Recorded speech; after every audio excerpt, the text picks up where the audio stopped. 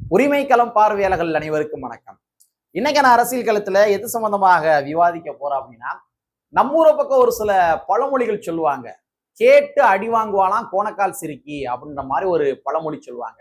இந்த பழமொழி யாருக்கு பொருந்துதோ இல்லையோ, நம்ம திமுகவுடைய கொத்தடிமைகளுக்கு பக்காவாக பொருந்தக்கூடிய ஒரு பழமொழி. என்னைக்கு விடுதலை சிறுத்தை கட்சி தமிழக வெற்றி கழகத்து கூட ஆட்சி அதிகாரத்துல பங்கு வாங்கினாங்களோ, அன்னையிலிருந்து விடுதலை சிறுத்தை கட்சியை நான் வம்புழுக்கிறேன்ற பேர்ல இந்த திமுகவுடைய கொத்தடிமைகள் அனுதினமும் தக்க பதிலடியை வாங்கி கொண்டிருக்கின்றார்கள். ஸோ அந்த மாதிரிதான் விடுதலை சிறுத்தை கட்சி ஒரு முக்கியமான கோரிக்கையை முன்னாடி வைக்கிறாங்க. ஸோ இந்த கோரிக்கையை ட்ரோல் மெட்டீரியலாக மாற்றுவதற்காக திமுகவுடைய கொத்தடிமைகள் எவ்வளவோ வேலை பார்த்தாங்க. சமூக வலைத்தளங்கள்ல இதெல்லாம் ஒரு கோரிக்கையா, இந்த மாதிரிலாம் திமுகவுடைய கொத்தடிமைகள் என்ன பண்ணாங்கன்னா ட்ரோல் மெட்டீரியலா மாற்றும் விதமாக சில பல ஊழ வேலைகள்லாம் பார்த்துட்டு இருந்தாங்க. ஆனா தமிழக வெற்றி கழகத்தினுடைய தலைவரும் நம்ம தமிழ்நாட்டுடைய முதலமைச்சருமான திரு ஜோசப் விஜய் அவர்கள் என்ன பண்ணியிருக்காரு அப்படின்னா, நீங்க முன்னாடி வைத்த இந்த கோரிக்கை என்பது மிக முக்கியமான கோரிக்கை, நான் நிறைவேற்றி தாரேன் அப்படின்ற மாதிரி திமுகவுடைய கொத்தடிமைகளுக்கு தக்க பதிலடியை வழங்கியுள்ளார். இன்னும் சொல்ல போறா இருந்தா, விடுதலை சிறுத்தை கட்சி முன்னாடி வைத்த அந்த கோரிக்கை என்பது அது விசிகாவுக்கான கோரிக்கை கிடையாது, தமிழக வெற்றி கழகத்திற்குமான ஒரு கோரிக்கை. ஏன் திராவிட முன்னேற்ற கழகத்திற்கான ஒரு கோரிக்கை, காங்கிரஸ் கட்சிக்காரங்களுக்கான கோரிக்கை, இன்னும் தமிழ்நாட்டுல யார் யாரெல்லாம் எம்எல்ஏக்களா இருக்கிறாங்களோ அவர்கள் அனைவருக்குமான ஒரு கோரிக்கை. சோ அந்த கோரிக்கை என்ன, அதற்கு பின்னாடி இருக்க அரசியல் என்ன என்பதனை இந்த காணொலியில கொஞ்சம் டீட்டெயிலா பார்த்துடலாம். நண்பர்கள் அனைவருக்கும் இளம்பிரிவு எழுதியின் இனிய வணக்கம். நாங்க இப்ப நிமிர்ந்து பார்த்துட்டோம், இனி ஜென்மத்துக்கும் எங்களால குனிய முடியாது. அதனால நாங்க சண்டை போட போறோம். வீடியோக்குள்ள போறதுக்கு முன்னாடி நம்ம நேயர்கள்ட்ட ஒரு கேள்வி கேட்டுருவோம். உங்களுடைய பதில்களை நீங்க கமெண்ட் பாக்ஸ்ல கமெண்டா போட்டுருங்க. வருகின்ற ஆகஸ்ட் 17ஆம் தேதி, அதாவது நாளை கழிச்சு உளுந்தூர்பேட்டையில விடுதலை சிறுத்தைகள் கட்சியின் சார்பாக தமிழ் தேசிய எழுச்சி மாநாடு, அந்த மாநாடு நடக்க போகுது. இந்த மாநாட்டுல நான் கலந்துக்கிற போறேன். வேறு யார் யாரெல்லாம் கலந்துக்கிற போறீங்களோ அவங்க கமெண்ட் பாக்ஸ்ல கமெண்டா போட்டுருங்க, சரிங்களா? சரி, விடுதலை சிறுத்தை கட்சி முன்வைத்த கோரிக்கை என்ன அப்படின்றத பார்த்துருவோம். ஒண்ணும் கிடையாதுங்க, இந்த சட்டமன்ற கூட்டத்தொடர் நடந்துச்சு தெரியுமா, பட்ஜெட் மீதான சட்டமன்ற கூட்டத்தொடர். சோ இந்த சட்டமன்ற கூட்டத்தொடர்ல விடுதலை சிறுத்தைகள் கட்சியினுடைய காட்டுமன்னார் கோவில் தொகுதியினுடைய எம்எல்ஏ திரு ஜோதிமணி அவர்கள் இருக்கார் இல்லையா, அவரு ஒரு முக்கியமான கோரிக்கை வைக்கிறார். இந்த கோரிக்கை வச்ச உடனே திமுகவுடைய கொத்தடிமைகள் இதெல்லாம் ஒரு கோரிக்கையா அப்படின்ற மாதிரி விமர்சனம் பண்ண ஆரம்பிச்சாங்க. அவர் என்ன கோரிக்கை முன்னாடி வச்சாரு அப்படின்னா, தமிழ்நாட்டுல இருக்கிற இந்த எம்எல்ஏக்கள் இருக்காங்க இல்லையா, இந்த எம்எல்ஏக்களுக்கு சொந்தமாக ஒரு காரு கூட கிடையாது, அவங்க பயணம் செய்வதில் மிகப்பெரிய ஒரு கடினமான சூழல் இருக்குது. ஸோ அதனால எம்எல்ஏக்களுக்கு ஒரு வாகன வசதிகள் ஏற்படுத்தி கொடுத்தீங்க அப்படின்னா எங்களுக்கு யூஸ்ஃபுல்லா இருக்கும். ஸோ இந்த மாதிரி ஒரு கோரிக்கையை முன்னாடி வைக்கிறாரு. இது நம்ம ஜஸ்ட் லைக் தட் அப்படின்ற மாதிரி கடந்து போய்விட முடியாது. திமுகவுடைய கொத்தடிமைகள் ட்ரோல் பண்ணலாம், ஆனா இதுல ரொம்ப ஆழமான ஒரு விடயம் இருக்குது. என்னன்னா, இதற்கு முன்னாடி இருந்த திமுகவுடைய எம்எல்ஏக்கள், அதிமுகவுடைய எம்எல்ஏக்கள் இருக்காங்க தெரியுமா, அவங்கலாம் பெரும் பொருளாதார வசதி படைத்தவர்கள், பெரும் பொருளாதார வசதி படைத்தவர்கள்.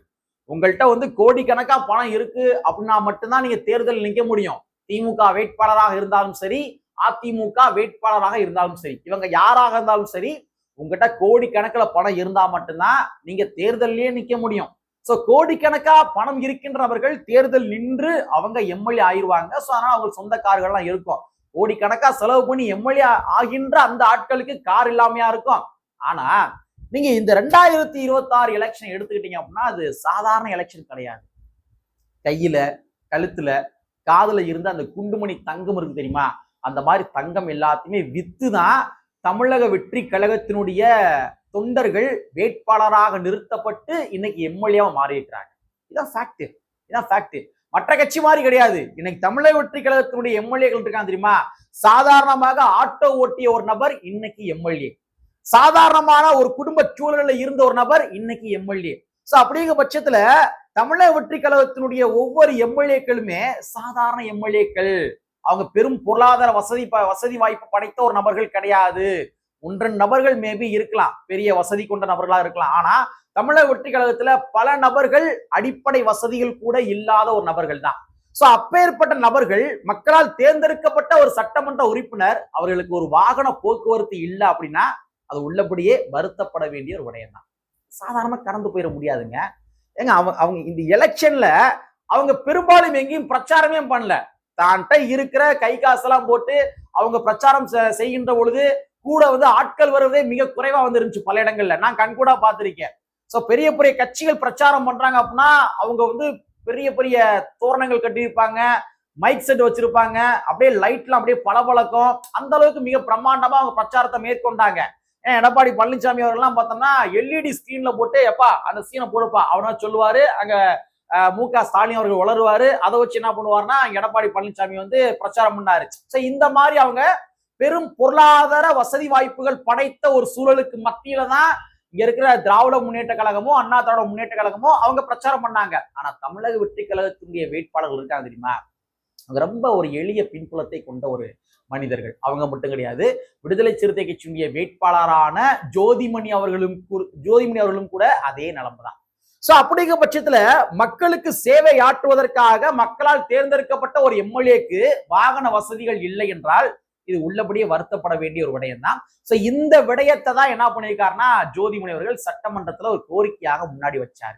சோ இத திமுகவுடைய கொத்தடிமைகள் என்ன பண்ணாங்க அப்படின்னா, பாருங்க கார்லாம் கேட்கறாங்க பாருங்க, அந்த மாதிரி நக்கல் அடிச்சாங்க, கேலியாக விமர்சனம் பண்ணாங்க. ஆனா இன்னைக்கு தமிழ்நாட்டுடைய முதலமைச்சர் திரு ஜோசப் விஜய் அவர்கள் என்ன பண்ணியிருக்காரு அப்படின்னா, ஜோதிமணி அவருடைய கோரிக்கை ஏற்கப்படும் அப்படின்ற மாதிரி உத்தரவாதம் வழங்கியிருக்கிறார். சோ விடுதலை சிறுத்தை கட்சியினுடைய கோரிக்கையின் மூலமாக இன்றைக்கு அனைத்து எம்எல்ஏக்களுக்கும் வாகன வசதிகள் இல்லாத அனைத்து எம்எல்ஏக்களுக்கும் ஒரு வாகனம் கிடைக்க போகின்றது. உள்ளபடியே ரொம்ப பெருமையா இருக்குங்க. ஏங்க விடுதலை சிறுத்தை கட்சி ஒரு அச்சாரம் போட்டிருக்காங்க. இது சாதாரண விடயம் கிடையாது. இனி வரலாறு நெடுகிலுமே ஒருவேளை வாகன வசதிகள் ஏற்படுத்தி கொடுத்துட்டாங்க அப்படின்னா இனிமேல் வரலாறு நெடுகிலும் கூட ஒவ்வொரு எம்எல்ஏக்களுக்குமே வாகனம் இருக்கும். சோ இந்த ஒரு அரசியல் பேட்டர்னை தொடங்கி வச்ச கட்சி எதுன்னு பார்த்தோம்னா அது விடுதலை சிறுத்தை கட்சி. நம்ம அசால்ட்டா எடுத்துக்கிற முடியாது. மக்களே, விசிகா எப்பொழுதுமே பாலிசி மேக்கிங்ல முதன்மையானவர்கள். அதிகாரம் மட்டும்தான் அவங்க கையில இல்ல. அதிகாரம் மட்டும் இருந்துச்சு அப்படின்னா தமிழ்நாட்டுல எத்தனையோ விடயங்களை பாலிசி மேக்கிங் பண்ணி பல விடயங்களை கொண்டு வருவாங்க. அதற்கு ஒரு சில உதாரணம் மட்டும் சொல்லவா? ஒரு 3 உதாரணம் மட்டும் சொல்றேன். கடந்த 2018 வருடம் என்று கருதுகின்றேன். அப்ப மோடி அரசாங்கம் என்ன பண்ணாங்கன்னா ஒரு மாபெரும் சதி சூழ்ச்சிகளை பண்ணாங்க. மருத்துவ மத்திய தொகுப்புல ஓபிசி மக்களுக்கு ஒதுக்கப்படுகின்ற 27% இடஒதுக்கீடு இருக்கும். அந்த 27% இடஒதுக்கீட்டுக்கான சீட்டுகளை மோடி அரசாங்கம் என்ன பண்ணிடுறாங்கன்னா ஆட்டையை போட்டுறாங்க. என்ன அது, மருத்துவ மத்திய தொகுப்புல இத்தனை சீட்டு வந்தாகணுமே, ஆனா என்ன சீட்டு கிடைக்கலையே என்ன அப்படின்ற மாதிரி விடுதலை சிறுத்தை கட்சியுடைய நிறுவனர் அண்ணன் திருமாவர்கள் என்ன பண்றாருன்னா ஃபைண்ட் அவுட் பண்றாரு. ஃபர்ஸ்ட் தமிழ் இந்திய நாட்டிலேயே அவர் தான் ஃபைண்ட் அவுட் பண்றாரு. ஃபைண்ட் அவுட் பண்ணி என்ன பண்ணாருன்னா அன்றைய சுகாதாரத்துறை அமைச்சராக இருந்த ஹர்ஷவர்தன் அவர்கள்ட்ட போய் மனு கொடுக்குறாரு. வாங்க என்னங்க நீங்க மருத்துவ மத்திய தொகுப்புல ஓபிசி மக்கள், எஸ்சிஎஸ்டி மக்கள் கிடையாது, ஓபிசி மக்களுக்கு வழங்கப்பட்ட அந்த இடஒதுக்கீடு எடுத்துட்டீங்களா என்னங்க அப்படின்ற மாதிரி ஒரு கோரிக்கை வைக்கிறாரு. அதன் அடிப்படையில தமிழ்நாடு முழுமைக்கு மிகப்பெரிய ஒரு போராட்டத்தை நடத்துறாரு. என்னடா திரும்ப போராட்டம் பண்றாரு அப்படின்ற மாதிரி அனைத்து கட்சிகளும் உற்று நோக்க ஆரம்பிக்கிறாங்க. அதன் அடிப்படையில் நீதிமன்றத்தில் வழக்கு தொடுக்கப்படுகின்றது. அதன் அடிப்படையில மீண்டும் மோடி அரசாங்கம் மருத்துவ மத்திய தொகுப்புல 27% இடஒதுக்கீட்டை மறுபடியும் வழங்கினாங்க. சோ ஓபிசி மக்களுக்கு மருத்துவ மத்திய தொகுப்புல 27% இடஒதுக்கீட்டுல இன்னைக்கு பல மாணவியர்கள் மருத்துவம் படிக்கிறாங்க அப்படின்னா அதுக்கு விடுதலை சிறுத்தைகள் கட்சி நிறுவனர் அண்ணன் திருமாவளவன் அவர்கள் ஒரு முக்கியமான காரணம். சாதாரணமா சாதி வெறியோட அண்ணன் திருமாவளவர்களை பார்க்கின்றவர்களுக்கு தெரியாது. ஆனா அந்த மருத்துவ மத்திய தொகுப்பின் மூலமாக மருத்துவம் படித்துக் கொண்டிருக்கின்ற ஒவ்வொரு மாணவியர்களுக்கும் இது நன்றாகவே தெரியும். சோ பாலிசி மேக்கிங் விடயத்துல இல்லாட்டி பாலிசி விடயங்கள்ல ஏதாச்சும் ஒரு தவறா நடந்துக்கிட்டாங்க அப்படின்னா அதையும் ஐடென்டிபிகேஷன் பண்றதுல முதன்மையான நபர் அண்ணன் திருமாவளவன் அவர்கள். பாத்துங்க. அது மட்டும் கிடையாதுங்க, தேசிய லெவல்ல மட்டும்தான் எஸ்சிஎஸ்டி ஆணையம் இருந்துச்சு. நேஷனல் எஸ்சிஎஸ்டி ஆணையம் மட்டும் தான் இருந்துச்சு. ஆனா ஸ்டேட் லெவல்ல எஸ்சிஎஸ்டி ஆணையம் கிடையாது. சோ ஸ்டேட் லெவல்லையும் கூட எஸ்சிஎஸ்டி ஆணையம் வேண்டும் என்று அன்றைய தமிழ்நாட்டுடைய முதலமைச்சர் திரு மு.க. ஸ்டாலின் அவர்கள்ட்ட கோரிக்கை வைத்து மாநிலத்திற்கும் ஒரு எஸ்சிஎஸ்டி ஆணையத்தை வரவைத்த ஒரு நபர் யாருன்னு பார்த்தோம்னா அது அண்ணன் திருமாவளவன் அவர்கள். பாலிசி மேக்கிங் எப்படி யோசிச்சு இந்த மாதிரிலாம் பண்றாரு பாருங்க. ஒரு பாலிசியை கொண்டு வராரு. இதெல்லாம் பெரிய விஷயம்.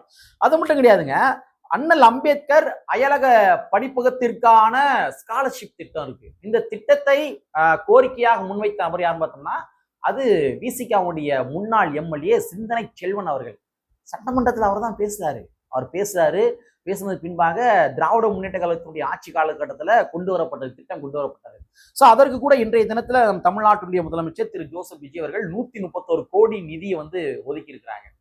அப்ப பாலிசி மேக்கிங் அம்பேத்கர் அயலக படிப்பகத்தின் மூலமாக ஸ்காலர்ஷிப் பெற்று படிக்கிறாங்க தெரியுமா? இந்த விடயத்தை கொண்டு வந்த நபர்கள் யாரும் பார்த்தா விடுதலை சிறுத்தை கட்சி. Policy making. அப்ப இந்த பாலிசி மேக்கிங் விடயங்கள்ல விடுதலை சிறுத்தை கட்சி எப்பொழுதுமே ஒரு முதன்மையான நபர்கள்.